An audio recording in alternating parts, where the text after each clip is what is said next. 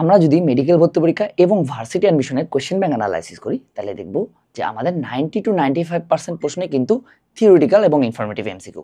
Medical ভর্তি পরীক্ষার ক্ষেত্রে 25টা প্রশ্নের মধ্যেই 23টা প্রশ্নেই আমার থিওরিটিক্যাল এবং ইনফরমেটিভ এমসিকিউ।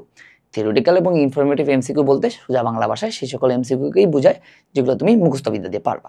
সো এর জন্য কিন্তু আমাদেরকে হাজারি স্যারের বই পড়তে হয়। হাজারি স্যারের বইয়ের সব কিছু কি পড়া লাগবে? কখনোই না। বেশ কিছু টপিক আছে, বেশ কিছু অংশ আছে যেগুলো তোমাদেরকে অবশ্যই পড়তে হবে।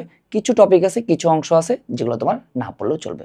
বেশ কিছু জায়গা আছে যেখান থেকে বিগত বছরে বারবার প্রশ্ন দেওয়া হয়েছে অ্যান্ড ফিউচারেও দিবে। কিছু ইনফো আছে যেগুলো তোমার খেয়াল না রাখলেও চলবে। সো এর জন্য তোমরা কেমিস্ট্রি আর মার্কিং কোর্সে এনরোল করতে পারো।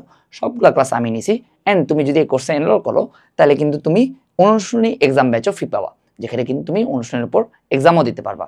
আর একটা কথা, মেডিকেল ভর্তি পরীক্ষার জন্য অনুশীলনী খুব গুরুত্বপূর্ণ না, কারণ প্রতিবারই আমাদের অনুশীলনী থেকে কিন্তু অনেকগুলো করে এমসিকিউ তুলে দেওয়া হচ্ছে।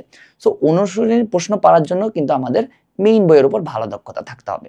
সো তোমরা কেমিস্ট্রি আর মার্কিং কোর্সে যদি AMC 300 কোডটা ইউজ করো তাহলে কিন্তু 1200 টাকার কোর্সটা 900 টাকায় পাবা, সাথে কিন্তু অনুশীলনী এক্সাম ব্যাচও ফ্রি পাচ্ছ। আর হ্যাঁ, একটা কথা, মেডিকেল ভর্তি পরীক্ষা এবং ভার্সিটি অ্যাডমিশনের ক্ষেত্রে কিন্তু তুমি এখানে যতটুকু পড়ানো হয়েছে তুমি যদি ততটুকুই পড়ো তাহলে কিন্তু 90 to 95% প্রশ্ন কমন পাবাই।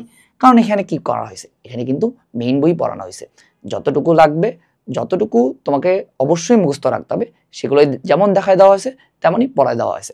যেগুলো তোমার লাগবে না সেগুলো কিন্তু তোমাদের বলে দেওয়া হয়েছে। সো ডেমো ক্লাস দেখে এখনই এনরোল করে ফেলো।